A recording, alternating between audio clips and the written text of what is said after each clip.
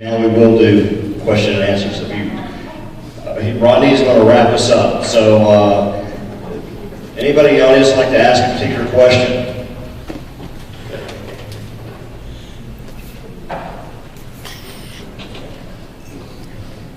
I was just wondering if your organization is planning a legal challenge to the constitutionality of diverting public funds to private schools, both on the state and federal level. Rodney, answer that. Absolutely.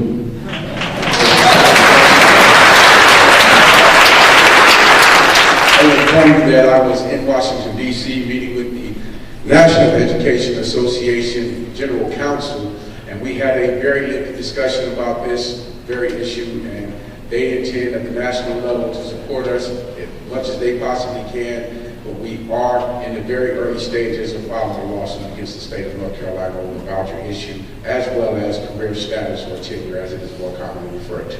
So yes.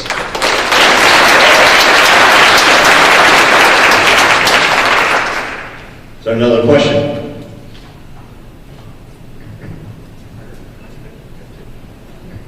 I'll take both of them.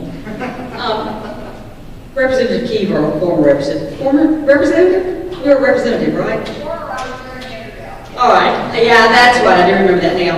I was just wondering, this is curiosity, do we have any numbers on the percentage of teaching fellows who have left North Carolina for higher salaries elsewhere? I do not have those numbers, but we could certainly get those for you. The anecdotal information is that we are losing teachers daily. And that, as I think one of our superintendents said, if you can make more money in another state, why would you stay here if you have a choice? We all love North Carolina, but North Carolina's not loving us quite so much. Thank you.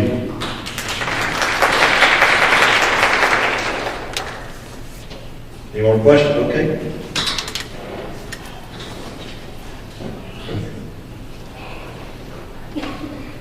I was just wondering if somebody can speak to the education lottery. For those out there, I don't understand why it's called the education lottery if no money is trickling down to education, if it is. So could you speak to that to a layperson? I think the gentleman standing right behind you could probably do that better than anybody in the I was room. wondering about the lottery. So when the lottery was first established, the idea behind it was that they were going to, a portion of the funds would go for the reconstruction and building of schools throughout the state of North Carolina. So that it was never really intended to, supplement the budget or at our local schools or in our local school system. That was never the intent of it. So from my understanding, they just recently changed the allocation for that, but again, it still is not coming to public schools throughout the state. I can tell you that personally, I've witnessed where they are building new schools in areas that I would argue may or may not need them as much as they need, as much as there are schools in rural and other areas throughout the state that need to be renovated and or rebuilt, totally torn down and destroyed. I'll tell you, this is a perfect example. At one of the Moral Monday protests, I, along with several others, one I had a good conversation with earlier today, were arrested. And I think you'll agree with me when we say that the most disturbing fact about that entire experience was walking into a prison facility and looking around and recognizing that this building is in better shape than most of the schools I've visited throughout this state. So that just goes to show me that they are not nearly investing the type of amount of money into constructing and renovating schools in this state as they should, based on what they said they plan to do with that lot of money when they first established it. I told you that. Yes. I said your jail is better than my last one. Exactly. And there was another question over there. Can we turn this off and start with mine?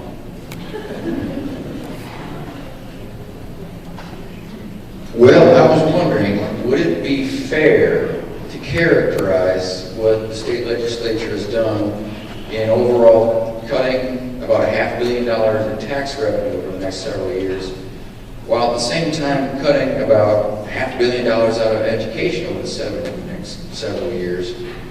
as stealing from our children and our future in order to give to the wealthiest among us? I think we can all agree, yes. I would say that's a very good summation. Absolutely. 100%. Yes, sir. I don't know if I can add anything. You said it perfectly. Over here. Yes, sir. Coming around. I get it. Got it.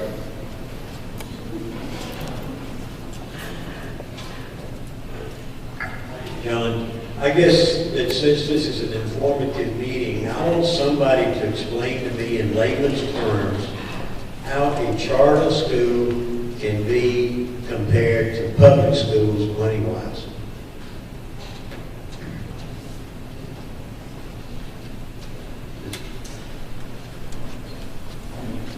What do you mean by money-wise exactly? What is the excuse or the rationale for charter schools being labeled as public schools? I know they are, and they say they're public schools, but what is the rationale for it? Originally, and this is, the mission's been forgotten. The original mission of charter schools in North Carolina were to serve as laboratories that were going to be basically owned and operated by North Carolina teachers. If you had a dozen teachers who had a very good idea as to what they might be able to do, they would find an abandoned storefront someplace, set up a small school, and try something new. And then if that worked out, then the larger school in the area would adopt it. There were to be miniature labs. Somehow, along the way, profit motive got involved. And that shifted the mission. I don't know if that answers your question or not. Very, very close.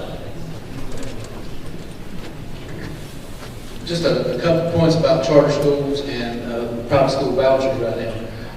Over the next 2 years, North Carolina's going to fund private schools for the amount of about $50 million.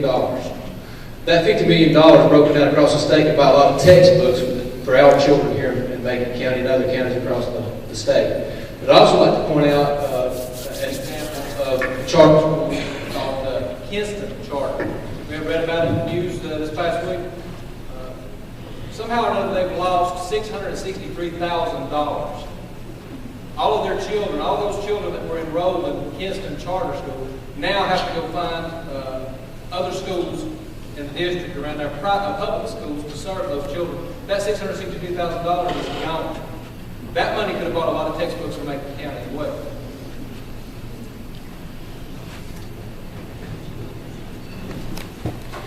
And while John's getting that answer, I'd just like to add one little thing onto that. Folks, I think we need to recognize exactly what this is for what it is. And it is, quite honestly, an attempt to privatize education in the state of North Carolina. There's a profit to be made on students.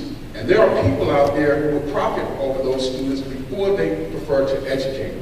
I just heard one of the superintendents mention that in the state of North Carolina, we are above 80% in our graduation rates in public schools, and yet they want to open the door for virtual charter schools to come into this state simply because there's a profit to be made off of them. The same thing with charter schools, the same thing with funneling money from public schools into private schools. People are profiting off of that, and that is what they intend to do. They're going to privatize education in this state so that the wealthy can profit off of public school, off of your tax dollars, my tax dollars, while they turn public schools into what is ultimately going to be a dumping ground for the students who cannot afford to go to private schools and are not accepted in charter schools. That is a very important point to make, is the fact that neither of those two entities are required to accept every student that comes through their door the way the public schools are. I would argue that in public schools, parents are sending us the best that they have, and educators are doing the best that they can to provide them with the quality education to help them go off and be successful in life. And I am outraged that they are trying to privatize and make profit off of the students' lives in this state.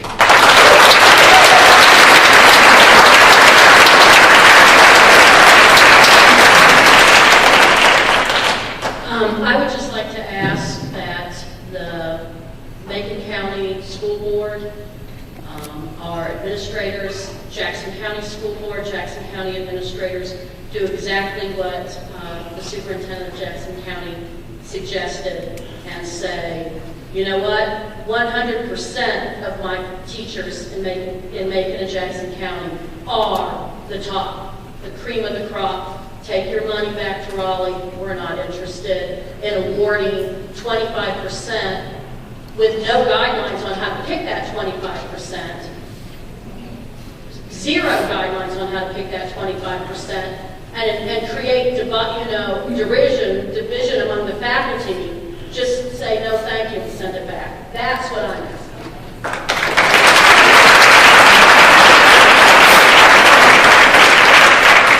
I was a principal for about 25 years, and so ultimately I worked my way up through the ranks from being a principal.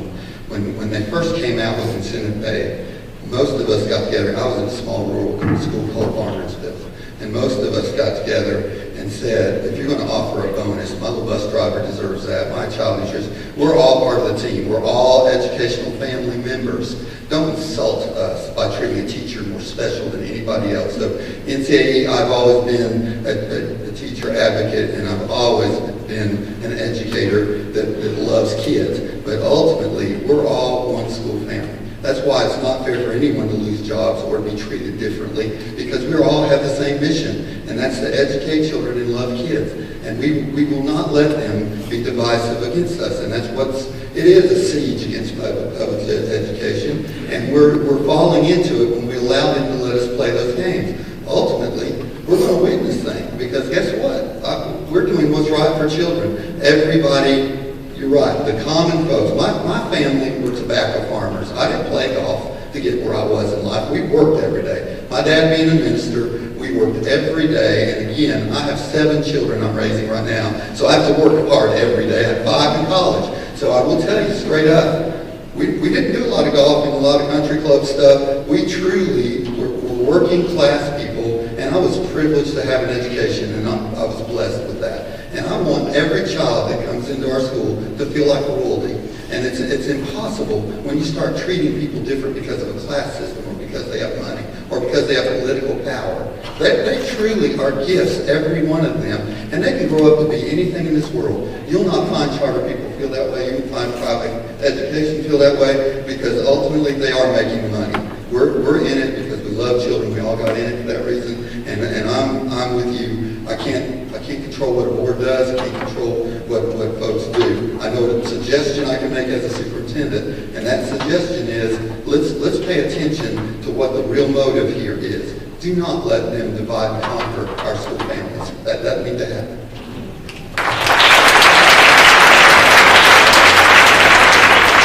One of the issues with this top 25% is an indication of all that we're having to deal with right now. And that is that these are no longer educational policies that we used to have to deal with from DPI or something like that. This is a legislative policy. It's basically a law. So it's going to be very difficult for us to deal with. And I can promise you this, we're going to put it off as long as we can before we have to deal with any of it. But you're exactly right. It's basically divide and conquer. Do we have to accept that bonus or whatever you want to call it? We have to buy something. You'll be given an option, and I want folks to understand this too. This isn't the only divisive. They're grading schools. I got a little child to get on a bus and go to Cherokee, which is Smoky Mountain Elementary for us, which because of poverty and other reasons, they do wonderful things in that school. But I promise you, that school will be ranked as C, D, or F. There's no, if you link that, it's all on poverty. We put that off for a year, but it's coming. And we're going to have to grade our schools. And again, does that have anything to do with what we're doing in those schools? No. What that has to do with your kids at Providence Day and Rich, they'll have an A school and they'll brag on them all over this state. But the Cherokee school, where the teachers have to work day and night just to make that gap go away, and from the poverty that they're dealing with, then we're going to be called an F school. So again, you will have a choice, because what they're telling us is that where you get to pick, and again, think about this, I've got hundreds of employees, I get to pick basically 60 teachers that I'm going to give this to, all right? Now, you tell me how I can do that without being random and capricious.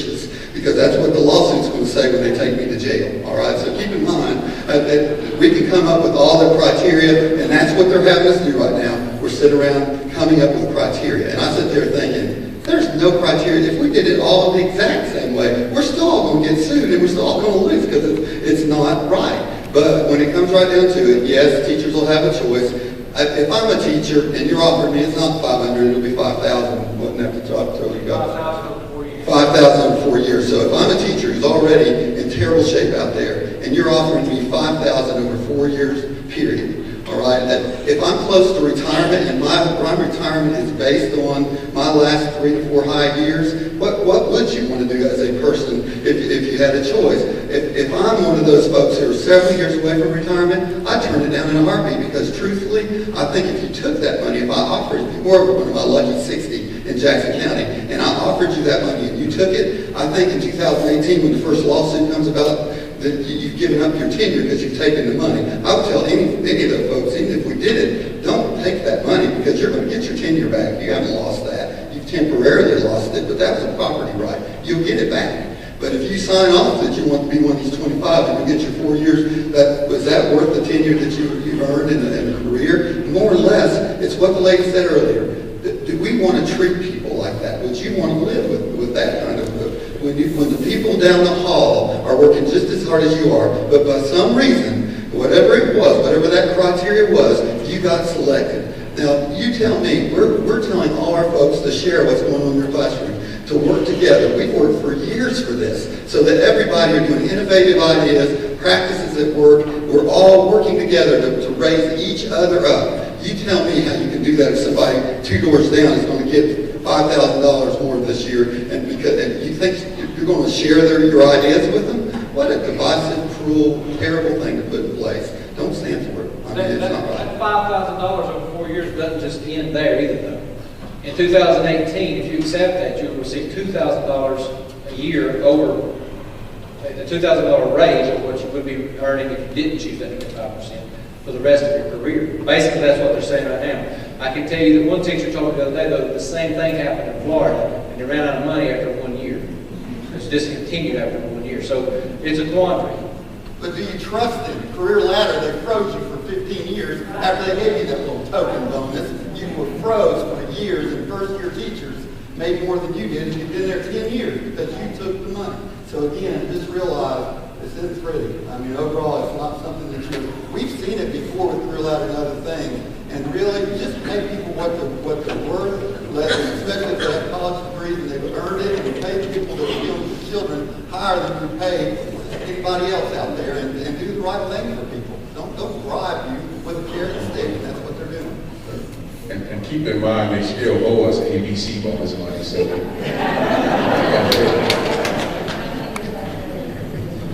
I'd like to make one comment about the economic impact, which those in Raleigh don't seem to be considering.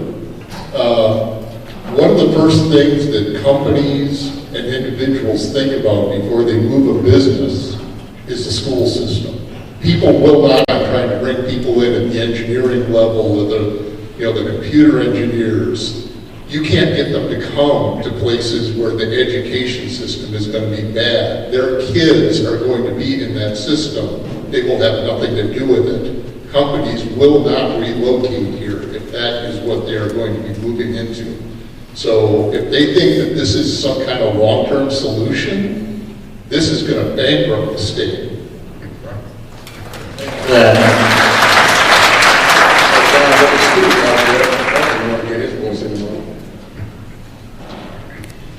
I was thinking that when I looked at the bill, that there was like some added information about how the bonuses were going to work if you're in that 25%.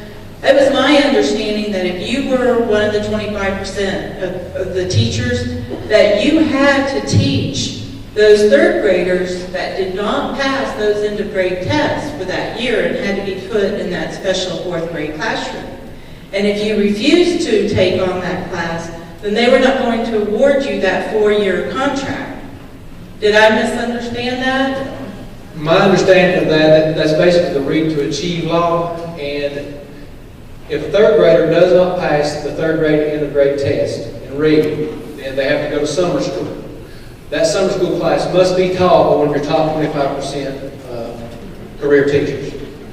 If the third grader at that point does not master the third grade objectives, then they have to go, they're retained in the third grade the following year, and they are placed on an accelerated reading plan. They can be promoted mid-year, but the most important thing is that the class must be taught by one of your top 25%, and they must use a research-based reading strategy. But what do you think is going to happen to those teachers if they really take on these third, fourth grade students? Not all of them will pass. So that what's going to happen is that teacher's no longer in that top 25%. So they're going to lose their little contract. How do you know they won't be in the top 25%? What's the criteria for the top 25%? It's not necessarily based on test scores. It could be I'll let Ms. Bates answer that last. South Macon Elementary School has come up with an outstanding plan for how to determine the top 25%. Sounds like another not very well thought out bit of legislation that we see this year. But please, let's get this young man's voice in the room. Well, I wanted to know just how we can help and how we can donate money if we can. There you go. There you go.